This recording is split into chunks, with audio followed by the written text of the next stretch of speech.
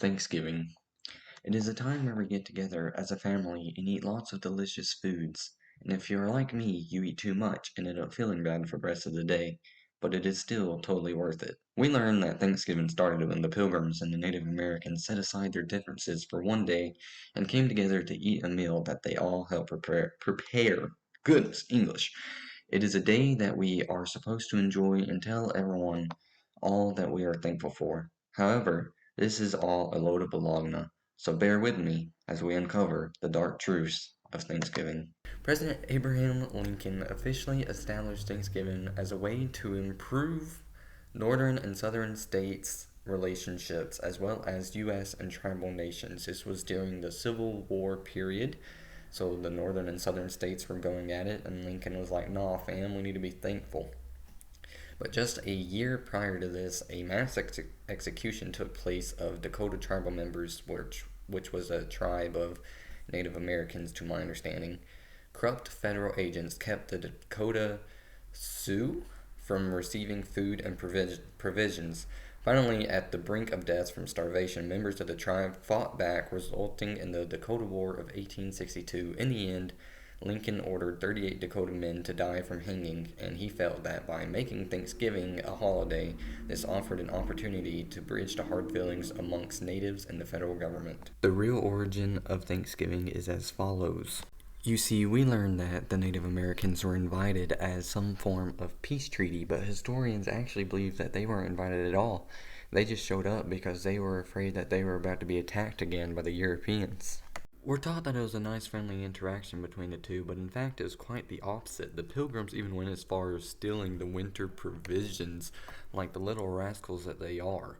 And the alliance that was supposedly formed was only because the Wampanoag, sorry if I butchered that, were ravaged by diseases that were brought by the European colonists during the previous year. This decision was more so an attempt at survival than it was to ensure that there was harmony between the two groups.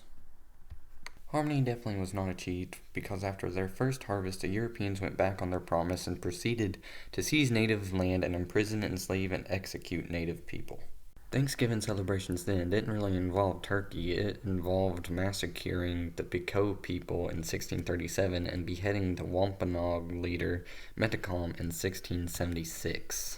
The day after this massacre, Massachusetts Bay Colony Governor John Winthrop wrote that from the day forth shall be a day of celebration and thanksgiving for subduing the Pequots, and for the next 100 years, every Thanksgiving Day ordained by a governor was in honor of the bloody victory, thanking God that the battle had been won. So really, Thanksgiving was a bad time for Native American people as they were massacred and hungry and imprisoned and enslaved and all these terrible things happening to them. So it's not this happy get-together that we all love and know now.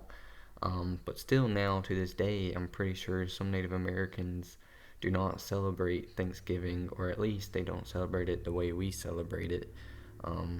But now we're going to switch gears into Thanksgiving facts that you might not know. Fact number 1, Thanksgiving used to look similar to Halloween, as people used to dress up on Thanksgiving in masks and stuff, and apparently it'd be kind of spooky pooky, you know what I mean? Sarah Josepha Hale had herself a merry little Thanksgiving after she petitioned several presidents to make Thanksgiving a national holiday, and finally succeeding with President Lincoln in 1863. However, Thanksgiving didn't have its official date until November 1941. There's a myth that says turkey makes you tired, but this is not true. It's all the carbohydrates you're eating which spikes your insulin and causes you to crash. Jingle Bell was actually originally written for Thanksgiving, not Christmas, and this is how it goes. Dashing through the field in a one turkey open sleigh, o'er the fields we go, eating all the way.